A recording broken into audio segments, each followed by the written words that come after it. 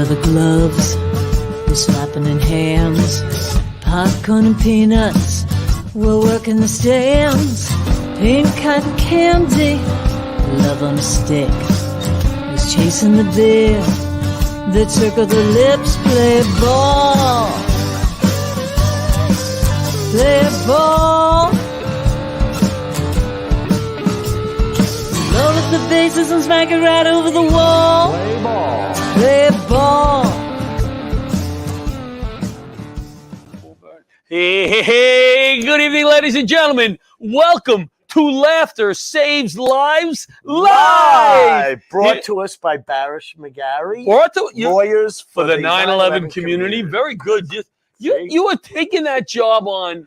It's the John is an idiot. He never mentions it. Let me take it right away. Right, get it out. It means a lot to me. And it means a lot to Barasch and McGarry. That's right. It does. We are broadcasting from Paradise Studios. On Strong Island Television, a beautiful Massapequa, New York. Yes. It's near Jones Beach. It is. Yep, Near Jones Beach. About how far? 12 minutes if you're driving pretty fast, right? Yeah. And we're near a Dunkin' Donuts and the CVS. Wow. So now they know where to stalk us. Yes. So we're back. We were on hiatus for a week, right? Yep. Hiatus. Yep. For 1 week, we took off.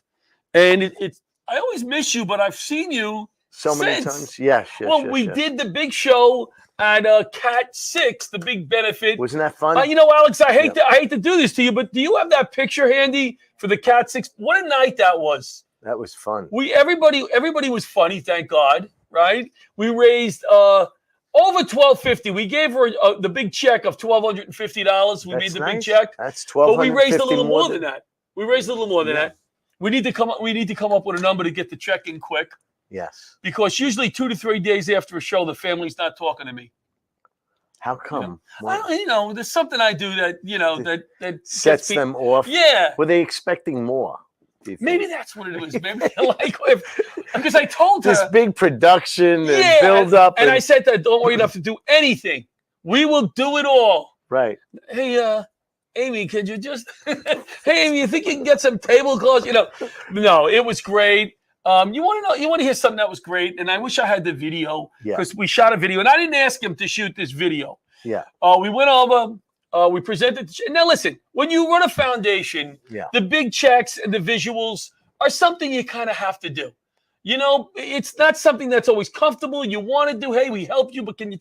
But it helps. Sure. Moving forward, people see what you do, and so her son Will, who has the childhood Cat 6 disease, nonverbal, and is very hyper.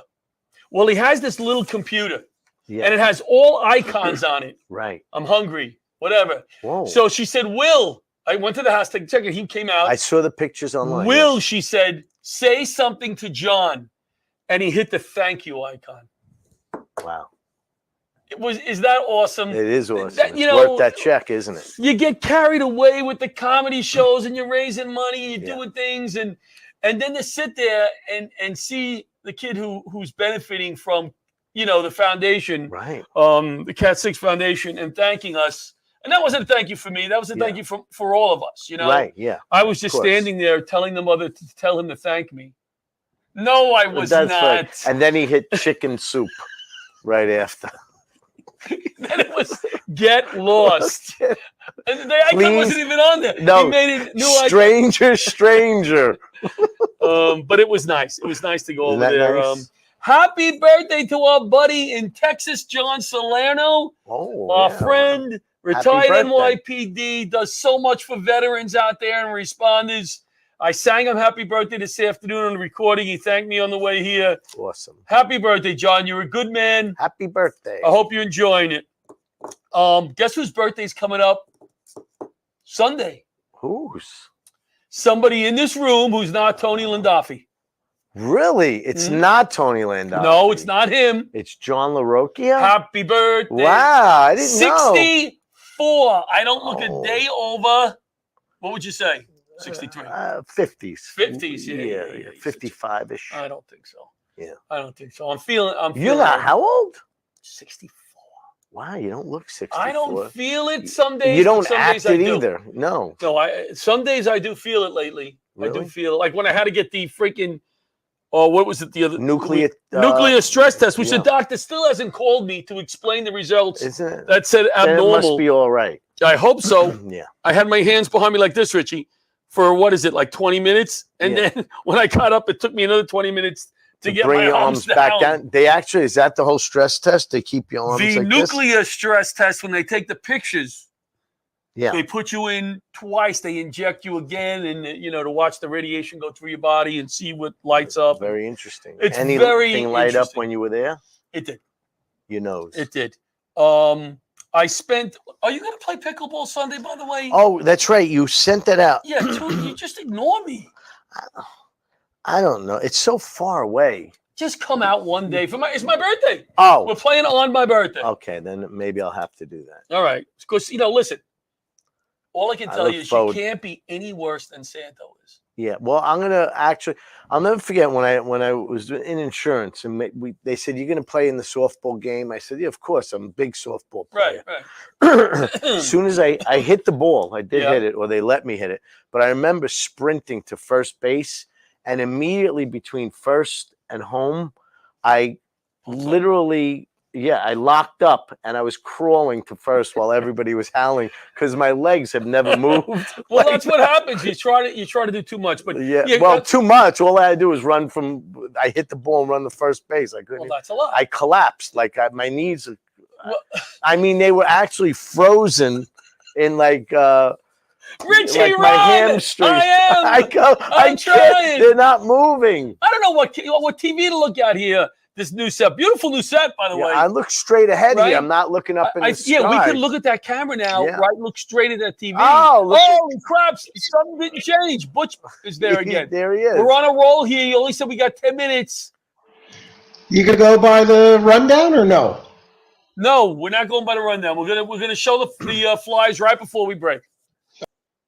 Thank you. Butch Butch produces the show. Yeah. He does a great job. Yes, once in a while. Yep. He's always on top of everything. Yeah, every once in a while, right? Every once in a while. So what else we got here? I want the motor vehicles today. Oh, what'd you do there? Christina Marie, who has been in how many accidents? Your 11? Daughter. Yes, Christina, 11 car accidents. She the car that means she's an excellent driver. Yes. None were her fault. They were all her fault, I think. Oh, they were. I had to stop by the accident a few times and do this. You know what I mean? Hey, you actually tipped the fireman. I had to. It's exhausted. She's exhausted. So I wanted to get her off my insurance and get the car in her name. My kids aren't allowed on my insurance. Oh, well, I'm not going to lose the house. You're smart. So, isn't that the cliche? Yes. So here's what happened. She says, "All right, we're going to switch over. I'm going to give her the car. I pay off the loan so I can give her the car." About a month and a half ago, she takes out insurance finally on the car because she's registering it the next day. Right. She gets busy at work. She's a nurse. She's a psych nurse. I'm very proud of her. Yeah. Doesn't go that day. Makes an appointment for next week. Doesn't go then. 2 weeks, 3 weeks. We're both insuring the car now. We're paying double insurance. Why don't you just drop yours if you knew? I can't drop it until she starts hers, and she can't register the car motor vehicles until she shows insurance. Oh. So it's usually for a day you both have it insured. Yeah, I mean. So this went off weeks. Then the fourth week, guess what she calls me? I go, "Did you make it to motor vehicles?" She said, "Dad, there was an accident on the Grand Central. The car was on fire. I pulled the guy out of the car." And I go, "Well, you didn't make the appointment." How do you get mad at that as a father? She made a rescue. But I was still angry. But her car wasn't involved. No, thank God. No, thank God. Dad, there was an accident on the LAE. Oh, did you pull over? She goes, "I kind of had to. I hit the other guy." All right, so yeah. We covered pickleball. We covered the accident. What else did I want to cover here? Thank you to the New York State Police Department SORT team, Special Operations Response Team. Nice. I taught a class last Wednesday. I was supposed to go line dancing after that up at Binghamton with my other daughter. Yeah. But I wasn't feeling well. Isn't it amazing that when you're not feeling well, what's the next thing you have to say? It's not COVID, right? You got to. It's not COVID. Is it COVID? Is it COVID? I wanted to take the kid yesterday, my 6-year-old grandson, to Dave & Buster's. I'll close with this. Dave & Buster's. Right. everybody's off. There was 5 school buses parked outside. Ah. So I said, now I feel bad because I promised them, right? Yeah. So I go, bro, it's going to be crowded. But, we walked in the door and you opened it up. It was like every disease you could see in the room, right? There was like 800 kids. It was like, you opened the door. It was just like, Oh, yeah, coughing and. So I said to him, listen, we'll play 1 or 2 games. He goes, no, let's go. He turned around and the Oh, you didn't want to 6-year-old go in? No, it was too overwhelming. Yeah. It was too. All right, let's show our flyers. What do we got here? Let's see what we got coming up. Laughter Saves Live shows. Oh. This is see, I can't That's see. in Forest Hills. No, that's not the one in Forest Hills. Is it? See, I should have wrote. No, this is Fire Brigade. This is Barasch Brigade. This is the York show. York, Pennsylvania. Go ahead. What else we got? It's for mental health. This is this is Green Lawn Fire Department. Oh, great. Double headliners on that show. What else we got? Richie, are you on this show? This is last week's show. All right, that's good enough. That's good enough. Look at our website, laughtersageslives.org. Let's go to break, and we'll bring out our first guest. No break. No break. Break. We go back. Okay. Sal Saldano. Should we start all over? No, don't start all over. Just Let's Are you start from the sure? top. Are you sure? Yes. All right, let's make bring a on nice introduction to Sal. Fight for Firefighters. John Veith couldn't make it. He has something to do with the kids, but he said Sal. Oh, Sal Sedano. Sedano. Where's Sal? Sally! What's going on, guys? Thanks for having us. You never have. I mean, you're being polite. Thanks for having us. Thank you for being on this show. Okay. I just think you guys are awesome. We love what you do. I just sent you guys another check for $10. I know we appreciate it. Yeah, See? at least you he can get a few appreciates it. nails. No, we sent the bigger check. We don't discuss money on the air. We don't discuss that. But we love what you do. Pictures. The pictures, yes. What is this? This is one of your last builds. They build ramp for disabled firefighters and their families. Yes, Where is this, Sal? This looks like the one we did in Baldwin.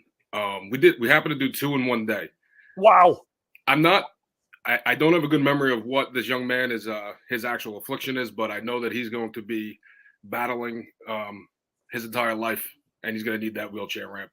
And who was the dad? Who was the dad? I don't know the dad personally. I mean, was he a firefighter or? That was his grandfather. His grandfather was a firefighter. Oh, okay.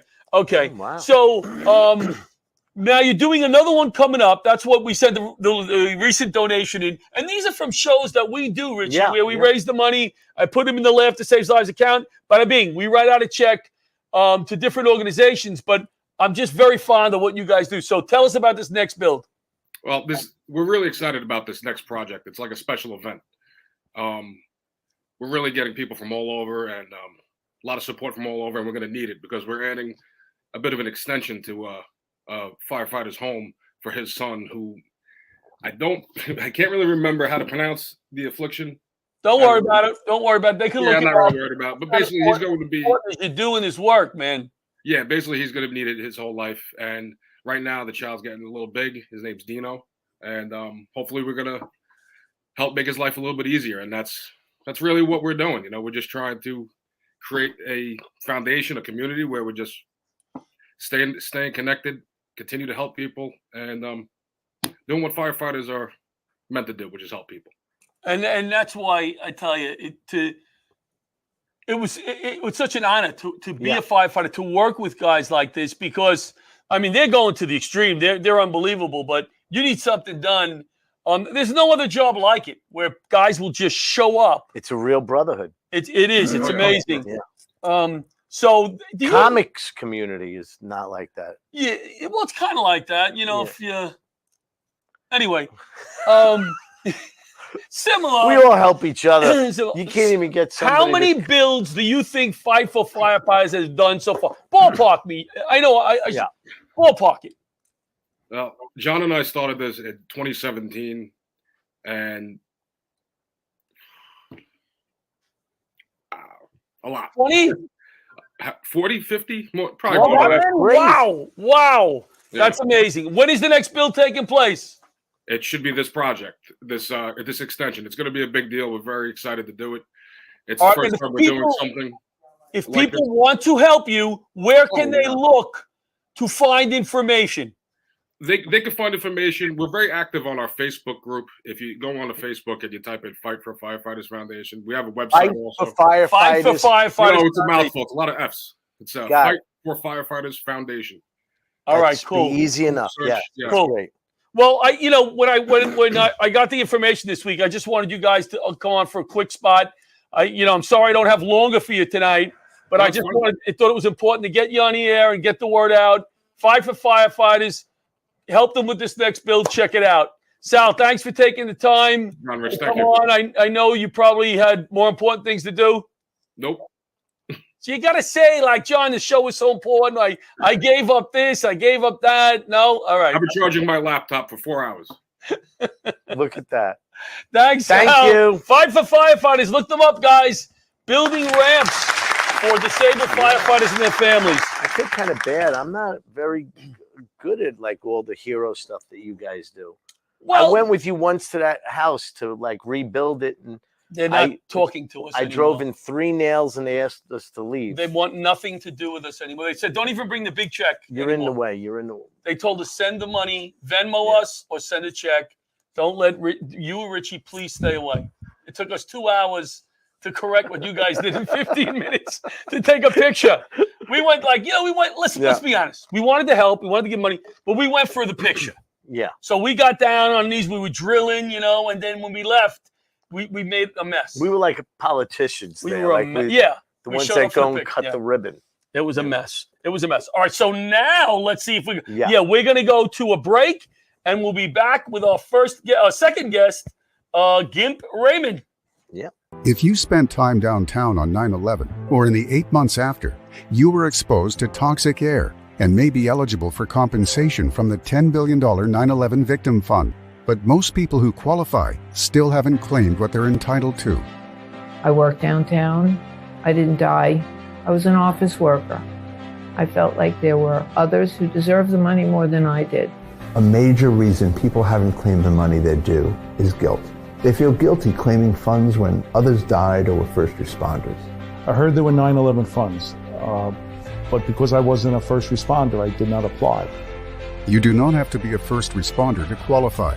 This fund was created for everyone who worked, lived, or attended school south of Canal Street, who may have experienced or have experienced respiratory illness or any of the 68 cancers linked to the toxins. Even if you have a family history of cancer, there is a presumption linking most cancers to the toxins. I thought it was too late to make a claim.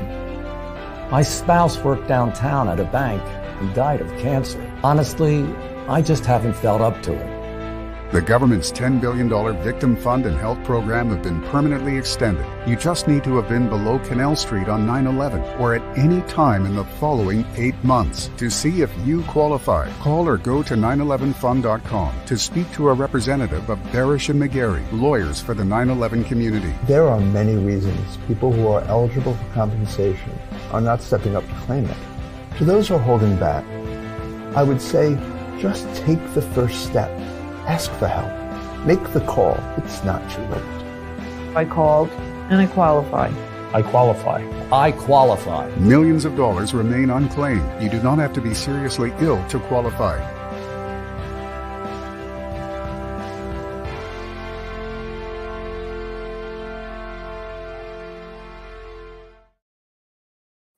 And we're back. Alex, count us in. Alex is supposed to count us in for break. Oh. Alex, count us in. 3, 2, 1, go. We're on. Welcome back to Laughter Saves Lives. Give it Live!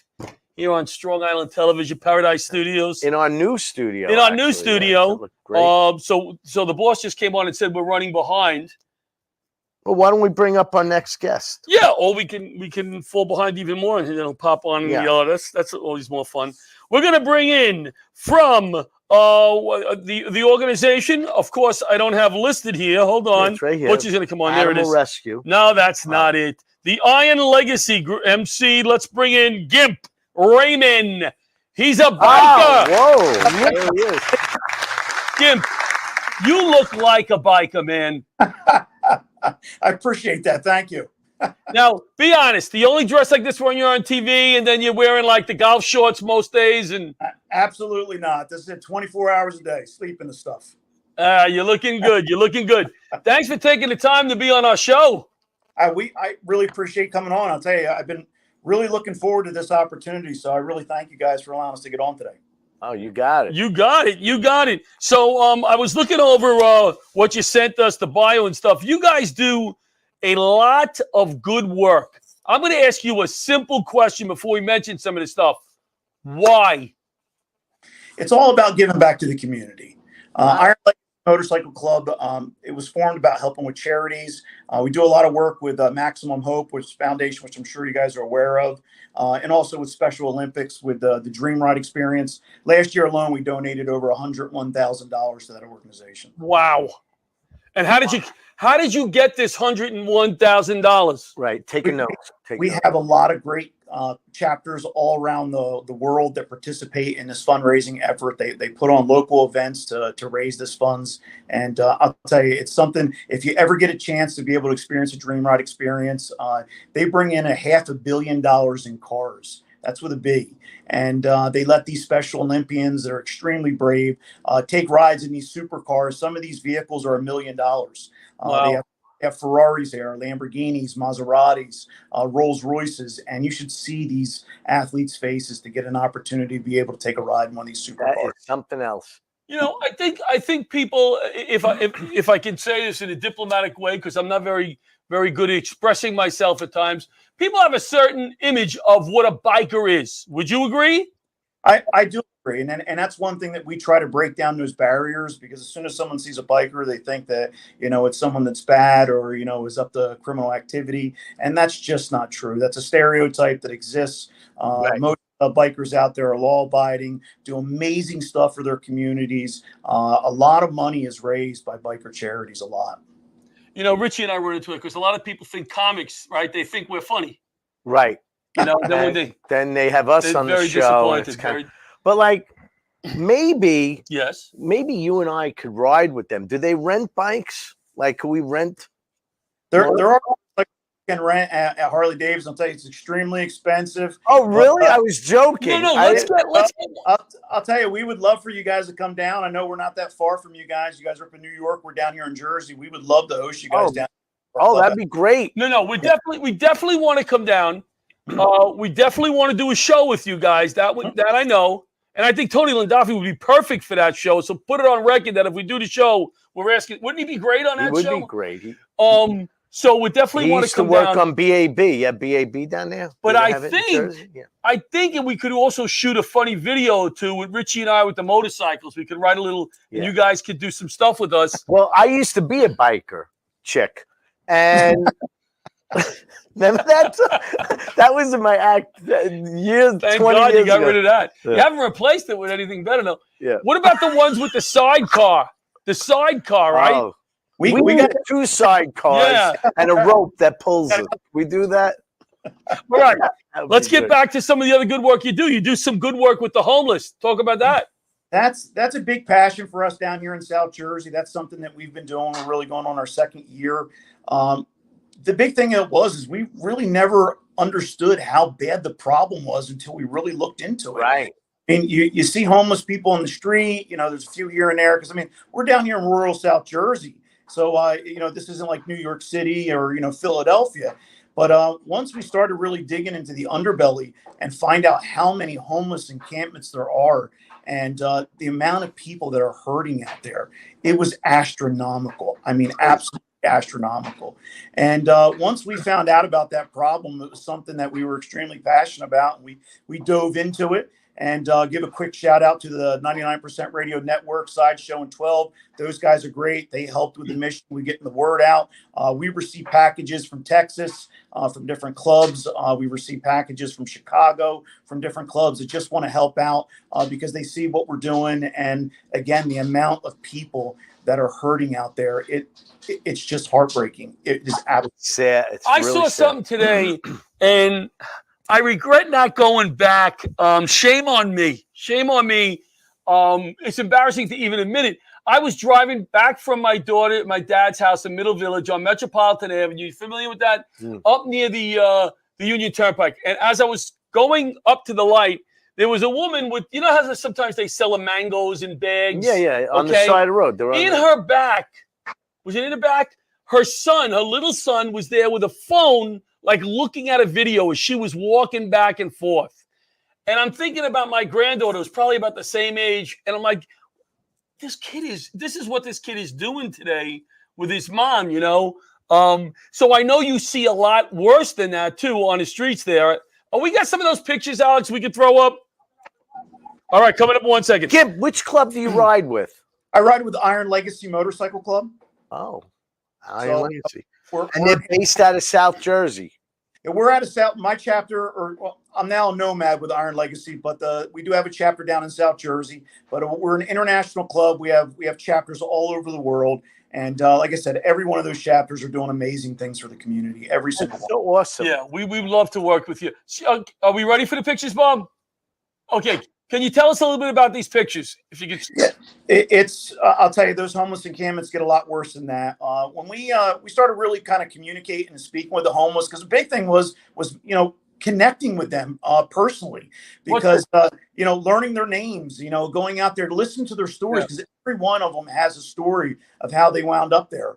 And the stereotypical things that, oh, they're just bad people, or they just don't want to work. But when you go out there and you really hear the stories and what happened to them and the traumas that they went through to wind up where they were at, and had to get involved. And I got to tell you, we got that right there is another picture that's behind a Dollar General of a gentleman that was actually shot 6 times and was sleeping out in the cold. My wife's a nurse there, so we also provide medical care to the homeless. We provide first aid kits. If they have any wounds, we do wound care. We also do checking blood pressures.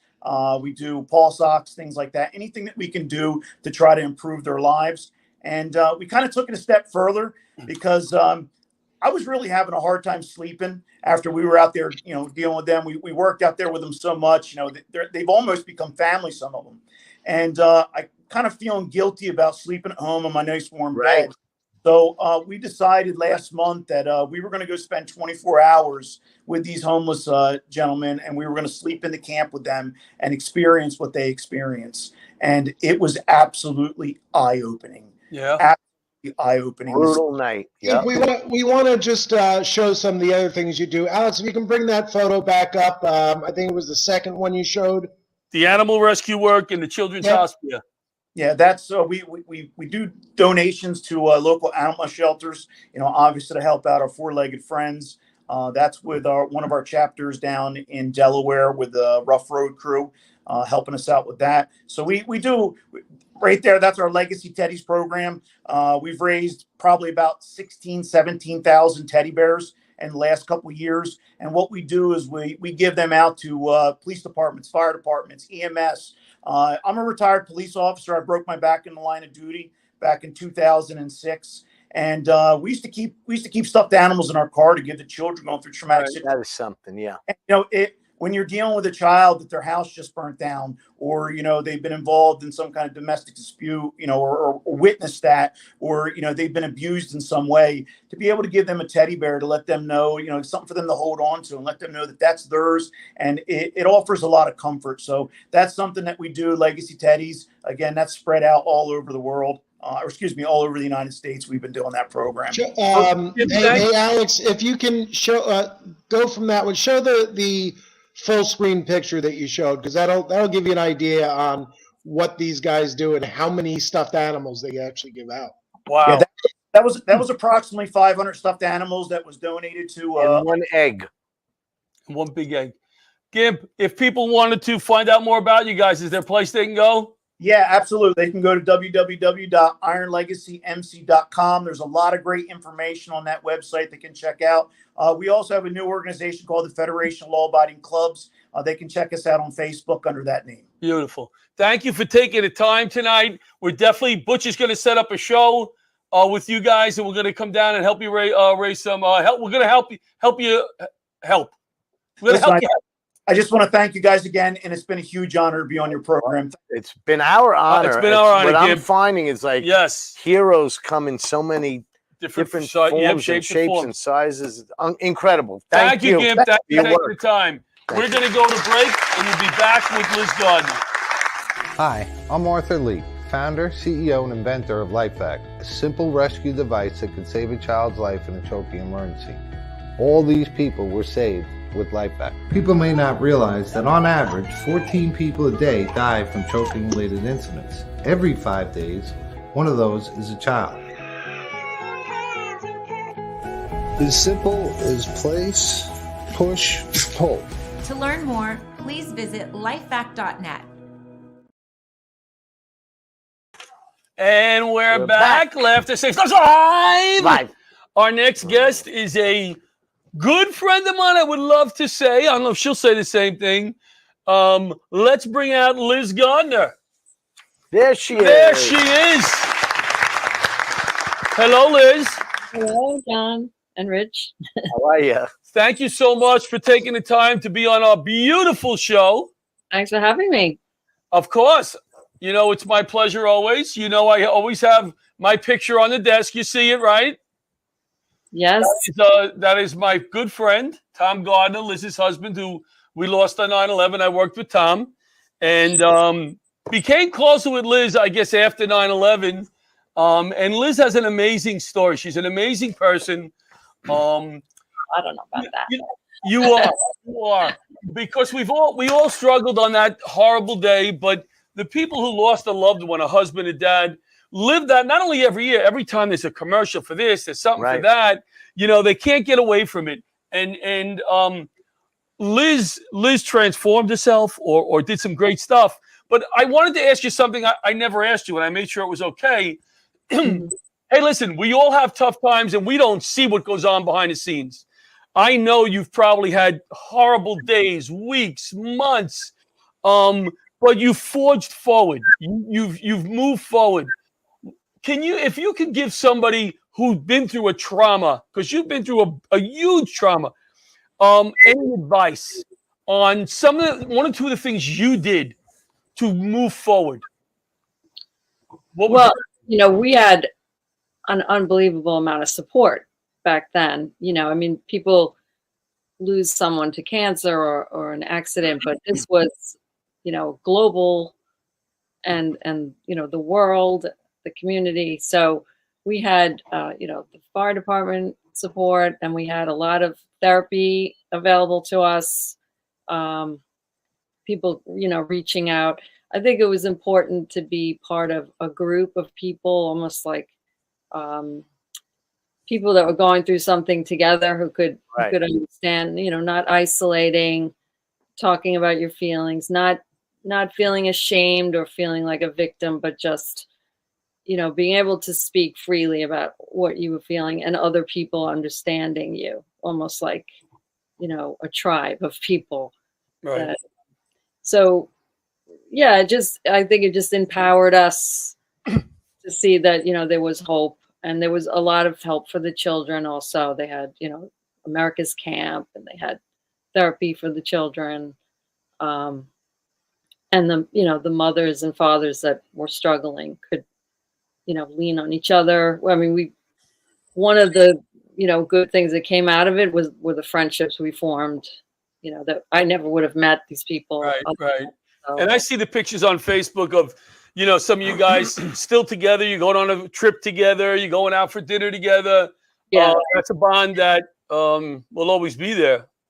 Yeah. And a lot of people have moved on, you know, done good things with their lives. And it's always there, you know, it never goes away. But, you know, you have to have some hope and have like some meaning to your life. And also, I guess, just honoring the loved one that you lost, also like doing something meaningful, something that they would, you know, like memorials, tree plantings. We had the osprey nest we put up last year. Because Tom was an environmentalist. Yeah, he used to put up osprey nests, and he was a big bird of prey guy. Wow. So, I've planted, you know, daffodils. You plant bulbs, and then they come up in the spring. It's just like a good, you know, good way of memorializing. And your kids have done some pretty good stuff, right? Yeah. Amy is doing what now? Amy's an associate producer for it's for Paramount Plus. It's part of CBS. Cool. And your son? My son's in the Navy right now. He's an officer. He's on the USS Arlington. Wow, awesome! You must be so proud of both of them. Yeah, I mean, it's bittersweet. Sometimes I see them and I see Tom in them, and Sure.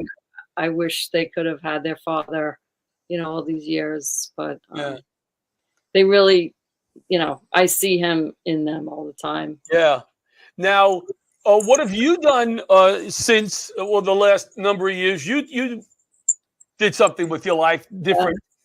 So I was always interested in art, but I worked in publishing and broadcasting. So then when after 9/11 and I was taking care of the kids and they were getting art therapy, and I was like, what is this art therapy thing? So I looked into it. I went back to school. I got my master's in art therapy. And Congratulations. That's awesome. yeah. So I've been working it's like 10 years now. I started during Hurricane Sandy. That was my first job, helping families that lost their houses and, the children. And what we exactly went to different art therapy? I was going to say, if you had to explain what art therapy is, what do you? Yeah.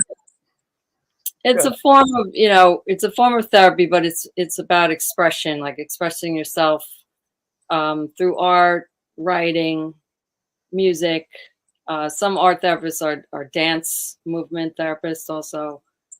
It's just a way of expressing yourself non-verbally. Right.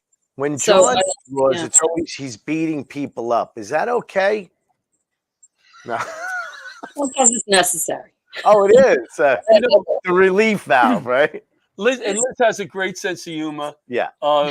It's a dry sense of humor, and sometimes you'll walk away and you go, I think she just what did she just like, say? Just like Tom used to do.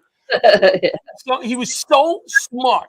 He was so smart that he would give somebody a dig in the kitchen, and he would walk away, and it would take us about 30 seconds, and we'd all start laughing. Yeah. He was so witty that way. And remember on F Troop, like, who says I'm dumb? But like he'll say, I don't know why they think you're stupid. And then like 15 minutes into the show, Agon would go, who says I'm stupid? Like, so you can't give us specific names, but can you tell me about an interesting case where you saw the art therapy really helped?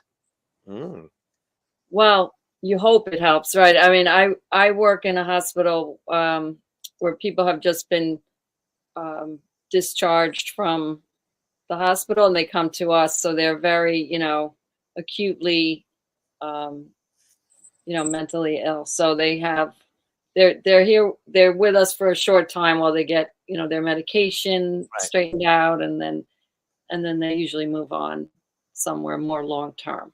But so I don't work with people long-term. I see them, for maybe the most like a month.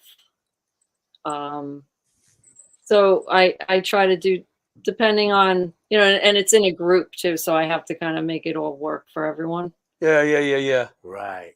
But like, last week I did something with them. I just had them, express themselves with an emotion that felt uncomfortable to them. Like if you had anxiety, what would anxiety look like? If it had a body, if it had a face, if it could talk. Interesting.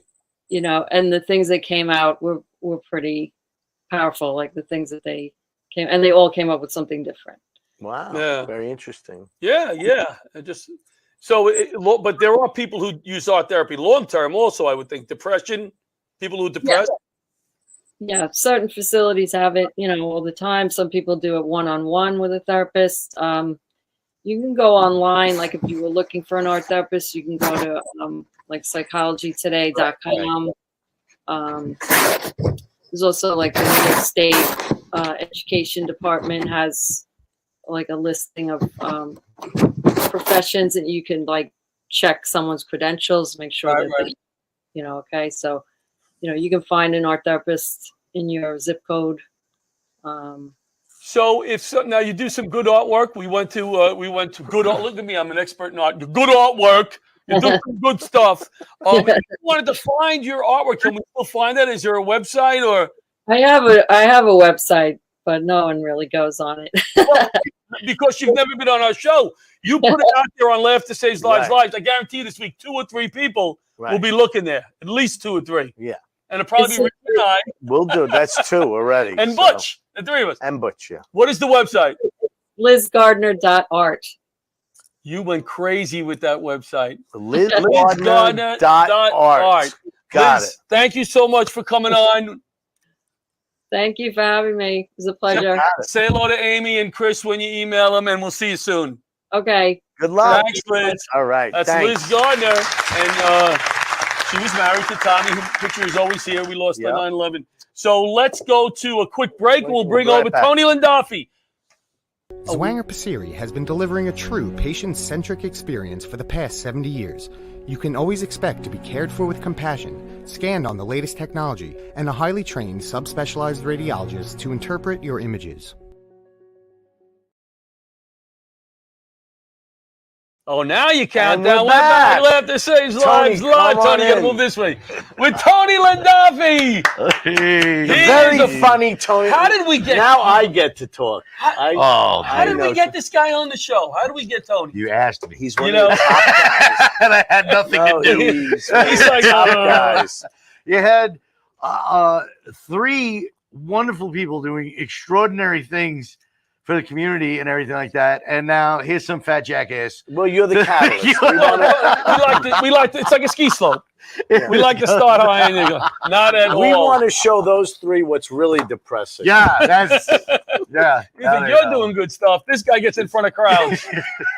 And he's funny. I've worked with him. It's been too long, but he's a funny guy. Thanks for being here. Thanks for having me. I So, appreciate it. I know Tony my full 28 years doing comedy. Has it been that long? Wow. Oh man. We always bring this up. We were a team for 3 shows. For 3 shows. Oh, we were a really? Comedy Yeah. I team. didn't know that. And it was horrible. The only It was Horrible. great. Rich broke it up. Tell me about it. Rich broke it up. He said I was holding him back. So, It was the ego. Everybody kept saying, "When are you going to I dump was the going to other say, guy?" being partners with Rich Walker, it is tough.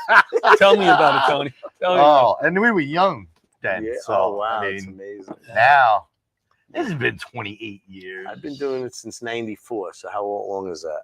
When did I If I watch, it'll be 29 years. Oh, old. forget it. I don't even know. I don't want to. I want to put my gun in my mouth. So what? So what are the kind of things you do on stage? What do you focus on? What is your shtick? See, I talk about just what's going on in my life. This way, Yeah, nobody that's the can best steal it. stuff. That's the passionate stuff.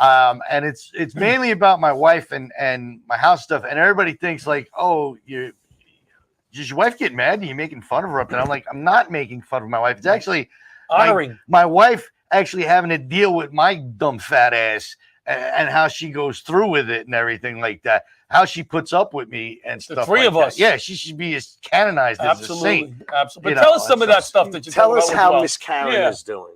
She's doing fantastic. Yeah. I love Karen. So my wife Karen, back in the old days of McGuire's Comedy Club, she used to be the bartender there. Oh, so you met her? And that's how we met. Yeah, through there. That's why she likes when you go out now and all the Yes, bartend- because now I'm out of the house and I'm not Oh, bothered. sorry, yeah, I know. That's what she loves about it. She's like, yeah, okay, go. Yeah, go do your little Go- comedy. Go do your little skit. Go do your skit, yeah. Go do your little skit. So tell us what's going on. What happened lately? My dad just turned 82. Oh wow, Happy yeah, I saw birthday. that. So yeah. we celebrated his birthday, and my dad, great guy, my dad. He's still a bull. He's still 82 years old, still cuts his own grass, still shovels the driveway when it snows. He's got that bladed lawnmower that goes like No, this. it's not that bad.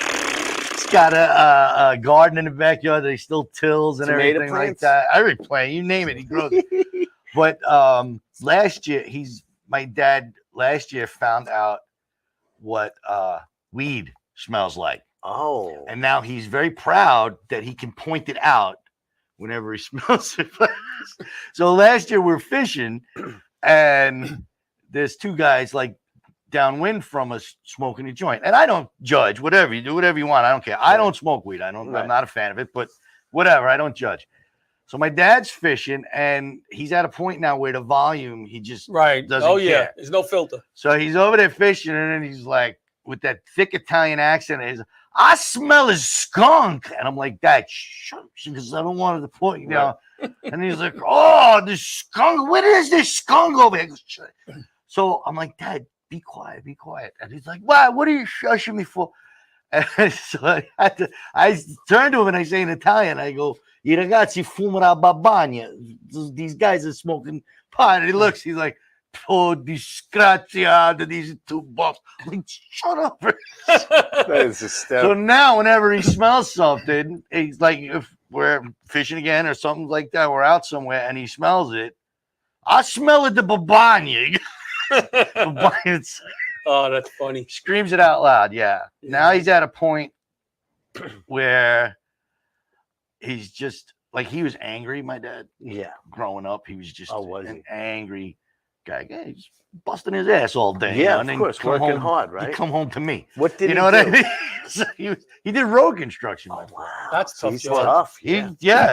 That's why he's the way he is. But now, as the older he gets, it's just every little thing setting him off. Really? Like every little thing. I caught him in the spring out in his yard yelling at a cloud. Right. Because the cloud was blocking the sun. Was over his garden. And he's yelling at a cloud. I don't know. It's just something. He's entitled. That's my dad's 89. He's entitled. How old is that? 89? My dad's 89. God bless him. He goes through the same thing. Yeah. Oh boy. Yeah. Richie's at that point in his life too. I'm the old guy though. I'm the father. But every morning I go. Well, not every morning, but I go into a deli, a sit-down deli, and there's this group of old guys. Always a group of old guys. And there's like 7 of them, and you got to hear their mouth going off like, you can't even believe that's it. not just around here. So it's everywhere. This in the world. So my brother, he was in the Air Force for 22 years. He retired as a master sergeant. His last 3 years, he was in Germany at Ramstein.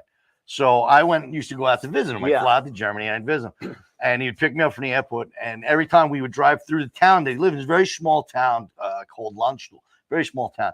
And there was a bus stop there. And it was every time you passed it, the same 4 old men sitting in the bus stop and never got on the bus, just sitting in the bus stop. And I said, why these? And he says, every decision for the town is made in this bus stop. At least they think it is.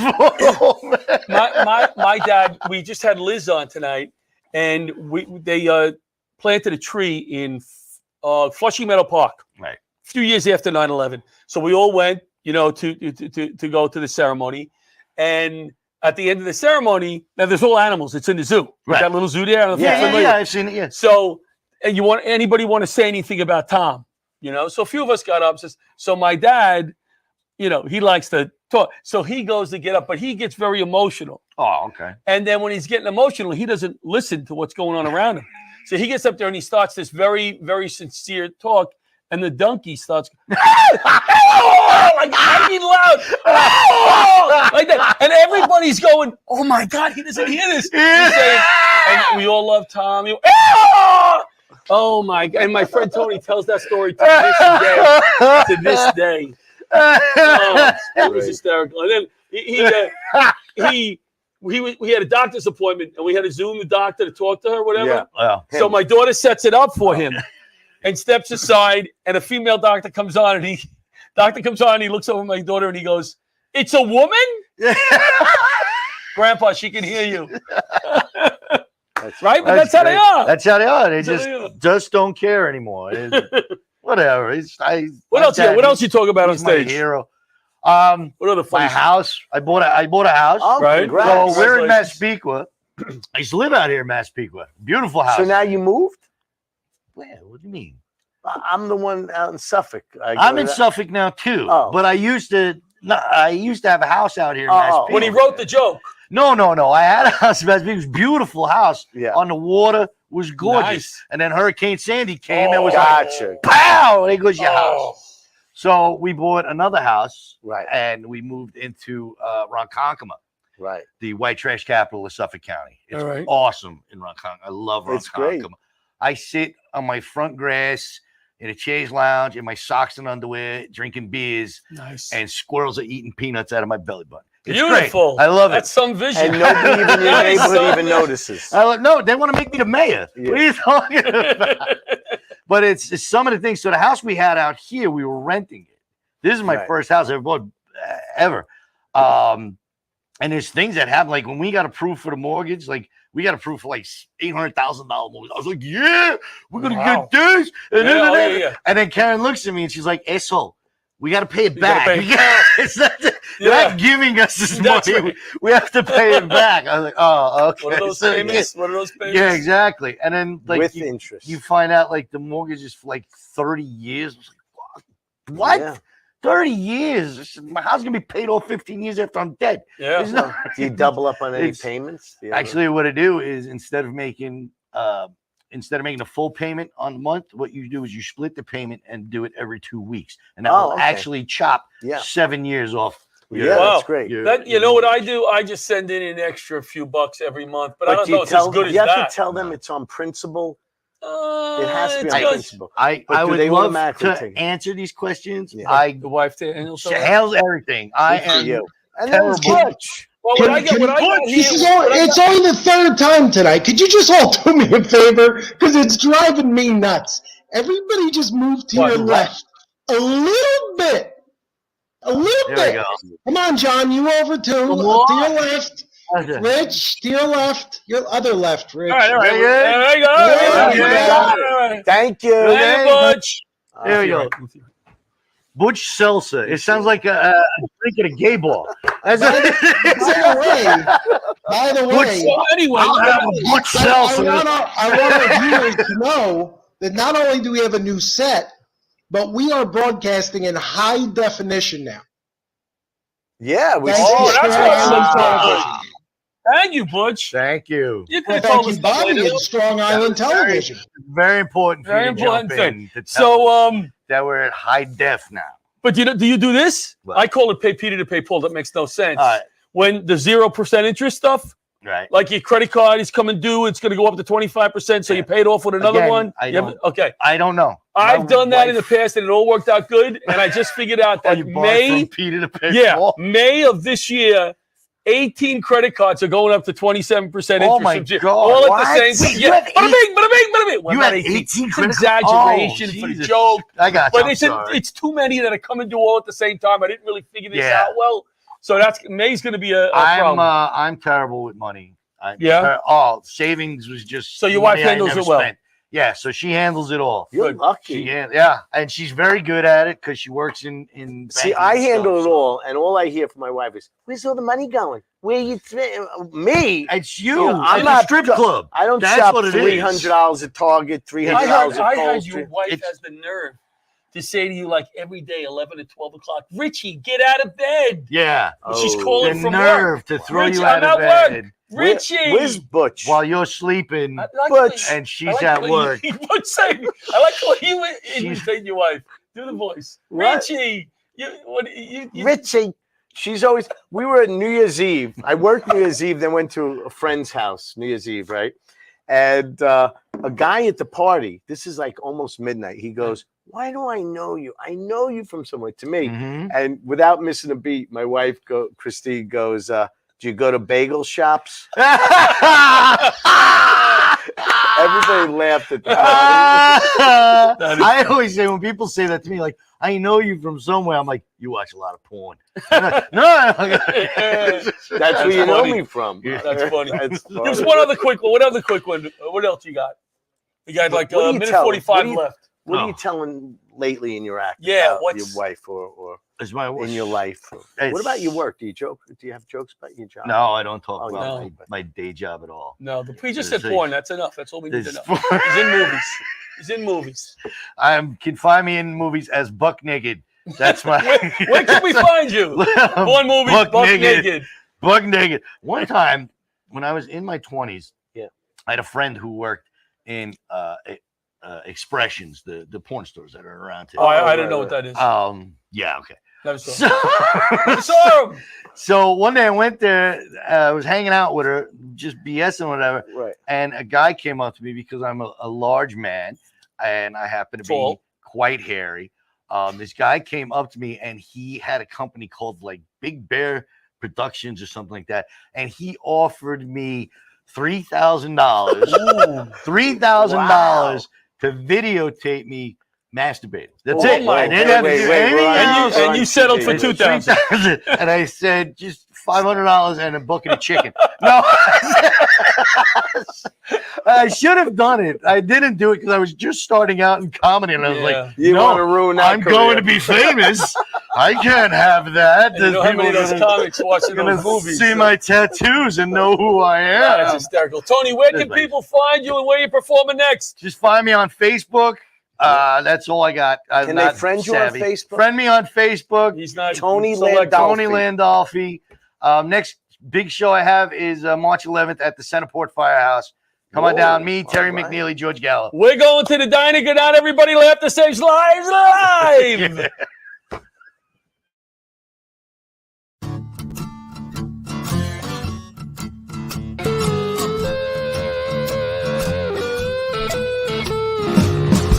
Old leather gloves, we're slapping in hands. Popcorn and peanuts, we're working the stands. Pink cotton candy, love on a stick. Was chasing the beer that circle the lips. Play ball, play ball. Roll up the bases and smack it right over the wall. Play ball. Play ball.